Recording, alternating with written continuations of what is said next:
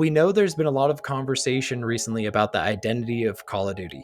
Some of you have said we've drifted from what made Call of Duty unique in the first place: immersive, intense, visceral, and in many ways grounded. Operators, operator skins, and weapons from Black Ops 6 will no longer carry forward in Black Ops 7.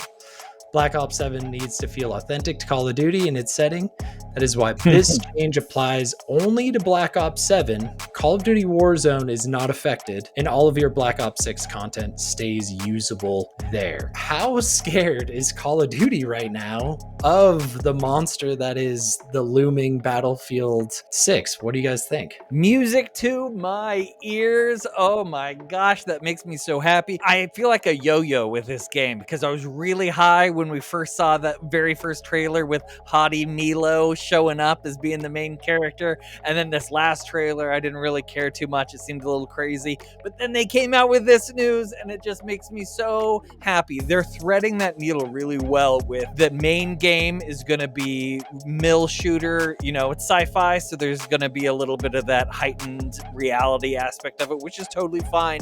But you're not going to be running around with a bong as a gun or as Nicki Minaj or any of that stuff. That is so good. But you can still play with that ridiculousness in the battle royale, which I think is really just the perfect threading the needle. However, man, I would be so angry if I spent a bunch of money on skins and then they don't roll over. Just a year later, I'd be so curious what some of these whales spent on that stuff to just have that be non-existent anymore. Well, except in battle we need royale. a leak. We need a leak on that sort of data. What this really sounds like to me is that they are having their cake and eating it too. They are discontinuing skins. So guess what? That doesn't mean they're not going to be selling skins in Black Ops 7. They're going to be selling more realistic ones and cool ones and different camo ones and that sort of stuff. So there's tons of microtransactions for whales to continue buying stuff. It's just the stuff that they had previously is only going to be working in Part 6 and the Warzone, which is the best case scenario for them because now they really can double dip. They've got a fresh new store that they can launch for 7, and then they can sell more Cardi B and all of that crazy in Warzone. Man, I think they're playing it pretty smart financially. It sounds like they're double dipping on both ends. Yeah, especially with Battlefield kind of hanging out back there and, you know, talking it up. They've made it very public. We want this to be very authentic. Don't worry, we won't have the Beavis and Butthead characters running around here. At the same time, depending on how Battlefield does and the reaction to that gameplay, I do wonder if maybe they remove skins from Warzone as well. Maybe they do like a wipe of some sort and they go back super authentic. I know Warzone's a little more lax. No way. You don't think so? Oh my god, the people would riot. They'd be like freaking out. They would they get their pitchforks and stuff if they paid for it. They don't want to lose that money, and they're like, "Hey, it's a battle royale, kind of like Fortnite. We should be able to do that." You know?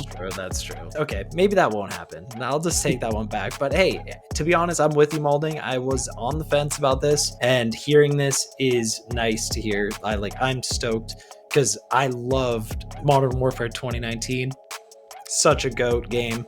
It had all the authentic skins that we loved. So if this one goes back to any sort of semblance of that, I'm going to be happy. God, I would love to know if this was a decision that they made before the Battlefield beta or after. I'm guessing it happened before. They were probably planning on this. I think they got a lot of pushback for some of that ridiculous stuff that they did in the last one. So I'm sure this probably was on the plan, but God, I'd love to know for sure. I think it was too, and they're like, oh man, how do we not make the skins roll over and not have people freak out? And then everyone's like, we want authenticity, and they're like, sweet, we're giving you authenticity, we're not letting the skins roll. They got so lucky with what it could have been a PR disaster, and the public sentiment was going, oh man, they're so lucky. They did luck out. Gosh, Battlefield practically played that hand for them. If depending, they owe Battlefield a big thanks.